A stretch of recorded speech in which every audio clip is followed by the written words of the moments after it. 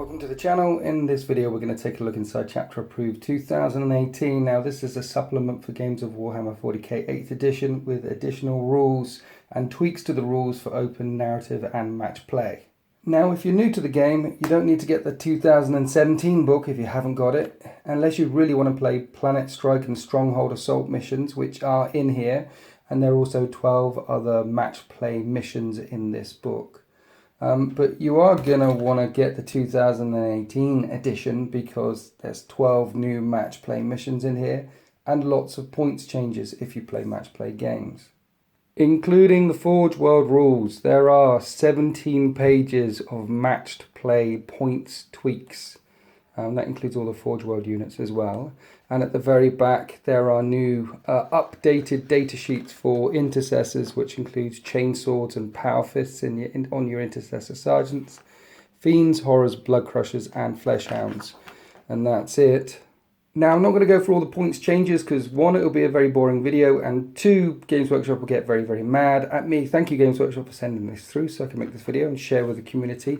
But to give you some idea of the number of points changes, this is the Space Marines Codex, and with a marquee I've been incredibly rude and written in all the changes to all the units, and as you can see about 50% of the points in the Space Marine book have changed. Some very interesting things like intercessors going down a point, down to 17 points. Originally started at 20, then they went to 18, and now they're down to 17. The Storm Raven gunship going up 20, but I think that's the only up in the whole book. Land Raiders going down about 40 odd points here or there. Twin Link las cannons going down 10 points. There are a lot of changes. You need that book to tell you what all the changes are. Custodes. They got a few changes. Venerable Land Raider went down 66 points. Adeptus Mechanicus, interesting to see. Cataphrone Destroyers going down from 35 points all the way down to 15 points. Incredibly cheap now. Orcs, the latest book to come out. No points cost changes. Grey Knights, about 80% of their book has changed. Lots and lots of points cost changes. Strike Squads haven't gone down in points. Terminators have gone down 7 points a pop. Yeah, lots and lots of changes to the points values in Chapter Approved 2018. Unfortunately, no other buffs for Grey Knights. No Grey Knight players were out there asking for some kind of teleport rule, some kind of first turn deep strike rule. But nothing like that I can see in Chapter Approved 2018.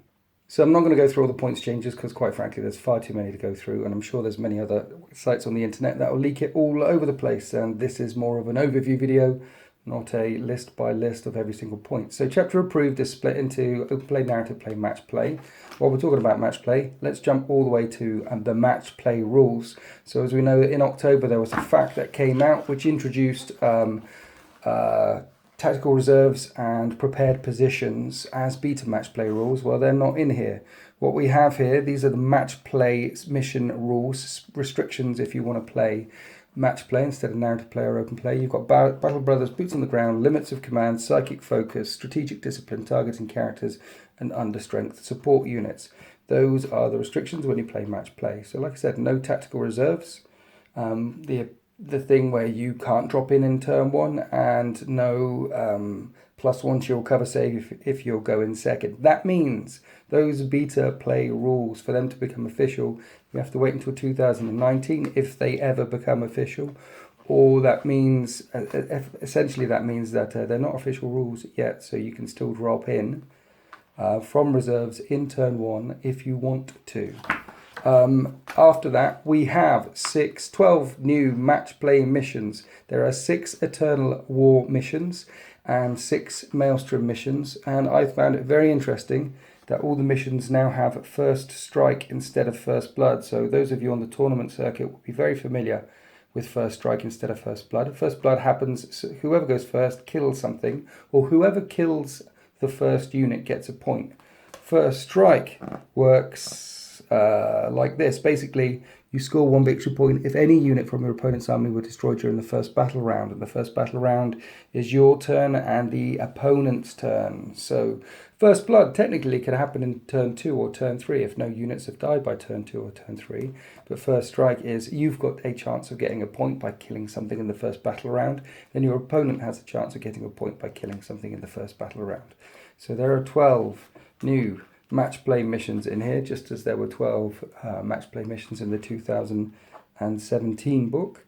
And then they have updated all the battlefield terrain rules, bringing in line the new stuff such as the Deathworld forests and some of the Adeptus Mechanicus structures. Then after that we're on to Codex Adepta Sorori, the Sisters of Battle Codex. And I'll cover this in another video because there's a lot to go into. But the Sisters of Battle are getting their beta Codex review. So that's in here. After you get through that, there's the Stratagems and Warlord traits for the Sisters. Then we have the Index Renegade Knights. So if you're a Chaos player and you want Imperial Knights, there was a FAQ available for you to play with your Imperial Knights. But now it's in here, Renegade Knights, Knight Dominuses, and the Renegade Armigers. Your 3 data sheets to play with the 3 flavors of Knights and your points values. And you've got just two stratagems, but rotate iron shields, which everyone's got, but the second one is pretty tasty and it's not available to Imperial Knight players. Trail of Destruction. Use the stratagem when you choose a knight from your army to make attacks in the shooting or fight phase, and until the end of the phase you can reroll all failed hit rolls for this unit. 2 command points. Rerolling all failed hit rolls is quite juicy on an Imperial Knight. Then after the Knights, something I didn't expect to see is rules for the 8. So those of you who are 7th edition players remember the 8 from the Far Sight Enclaves. Basically, this is 8 Tau battle suits that you can bring into battle if you want to. They've all got special rules. These are all the special rules here. You bring Command of Far Sight. You bring these 8 guys along. They've all got lots and lots of special rules. It costs you 1,120 points in match play game to bring the 8 along. And that will give you 8 characters and 14 drones. Yeah, so that's a thing if you want to play with the 8. And then after that, we're on to the points changes. So those are the matched play rules for Chapter Approved 2018. I thought it was very interesting that the beta match play rules weren't in this book, but then I guess there's only a short period of time between the FAQ and when this book was released, and it will take them an amount of time to print it and write it and get it out there. In fact, the only 2 new official rules that we find in Codex and in Chapter Approved 2018 are the Battle Brothers rule and the Psychic Focus rule, which prevents Smite spam. So Smite goes from a 5 to a 6 to a 7 to an 8 casting value as you try and cast it when you make your way up the chain. Boots on the ground, so flyers can never control objective markers. Limits of command, you can't use the command reroll stratagem on mission dice rolls. Strategic discipline, you can only use 1 stratagem per phase. You can target characters if there's another character in front, and under strength units can only be included in auxiliary support attachments. These are rules that were in Chapter Approved 2017, so we're familiar with those ones there. Anyway, the beta rules are still beta rules. If you don't play the beta rules in your community and you want to drop in turn 1 outside of your deployment zone, go for it, because these are the rules. Reading through the beta codex for the Sisters, I think it's quite beef. Sisters players will rejoice. There's some very interesting new stratagems in there and abilities that they can do, and they will be a threat on the battle grid. Particularly Saint Celestine, she's 160 points, including war gear. And she gets up on a 2 when she dies, with all her wounds remaining. So basically there's 12 wounds to get through there with her 4 up and vulnerable save. Let's not forget that she hits on 2s with 6 attacks. You're going to see a lot of St. Celestines running around. It's good to see the Renegade Knights getting some love, but this feels like an oversight to me. I mean, couldn't they have shoved this in the original Imperial Knight Codex? And as for the rules surrounding the 8, well, if you're a Tau player and you're very interested in playing a very narrative, very fluffy kind of list, then you'll be interested to see these rules here. But 1,120 points, I think it is, to have these guys running around all over the place. It's going to be incredibly expensive. But it is interesting that they've all given them extra abilities. Commander Torchstar, for example, he's just a crisis suit. I think that's him there. Enemy units that drop in from reserve can't be set up within 12 inches of him, which is an interesting little addition. So I'm sure that there's some Farsight players that will definitely be using these guys in the future. Whether they're going to be fully competitive and you'll find them in tournaments, I doubt it. Right, that was the match play stuff. I ran through that because I thought people would be most interested to see that stuff first. And now let's go back to the very front and have a look at the open play rules.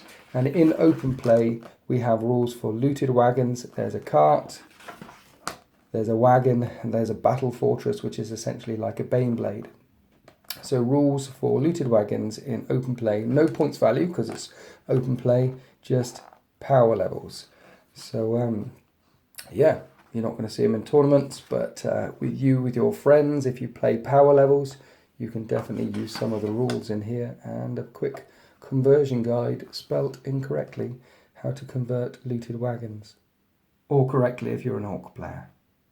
Then we have rules for creating custom characters with weapon improvements, psychic enhancements, and characteristic modifiers, and there's an example here. How they went about making a custom character. Then after that we have the narrative play section, and inside the narrative play section, battle honors, giving battle honors to characters and for units, and ranking them up in narrative play and campaigns. Warrior battle honors and monster and vehicle battle honors. This stuff feels like it's been lifted rather directly out of kill team rules. But if you want to run campaigns and you want some meat to your sandwich, that's something now. Yeah, that works. You can use the rules that they have in here. And then in narrative play, they also have Cities of Death rules, and I quite like them. Some of the Cities of Death rules are very, very simple. They've brought in the idea of obscured targets. So if a unit is obscured, it doesn't have to be in terrain piece. It could just be behind a barricade. If a unit is behind a barricade, it'll be -1 to shoot at them. If it's a vehicle or a monster, it must be 50% obscured and behind something. So obscured targets, -1 to hit. Vehicles or monsters have to be 50% obscured and -1 to hit. 6s always hit. On streets and roads, you can move an extra 3 inches. Dangerous terrain. There are some terrain items in here that are dangerous, and you roll a 1 for every model, roll a d6 for every model going through dangerous terrain, and on 1s, they take mortal wounds. And then height advantage. If you're a level above 3 inches up and shooting down at a target, then the AP of your value goes up by 1. So bolters become AP -1, bolt rifles AP -2, a plunging fire mechanic. And if that's all they put in for simple Cities of Death, making it clean and simple for fighting Cities of Death, I would have liked it. Obscured targets and rules for going around on roads and plunging fire and stuff like that. But they didn't stop there. They bring in the concept of soft cover and hard cover. Soft cover such as woods, barricades, craters, imperial statues, obstacles. Soft cover is +1 to your armor save if you're entirely within it. Hard cover is +2 to your armor save. Ruins, fuel pipes, barricades if you're entirely within it. So ignoring the benefits of cover special rules such as Imperial Fists or Iron Warriors suddenly become incredibly beef in Cities of Death, because there'll be a lot of hard cover running around, a lot of +2 to your armor save from ruins running around all over the place.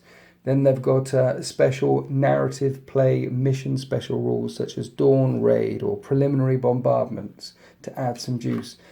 And at that point I thought, right, this is really good. I can definitely use these rules in upcoming games of Warhammer 40k. And then they bring in 4 pages of stratagems, and some of these are quite tasty. Not only do they bring in 4 pages of stratagems, but there's an ability to make your warlord, where is it? Yeah, you can give unique warlord traits to your warlord when fighting Cities of Death. And the first one, City Fight Specialist, gives your army 3 extra command points.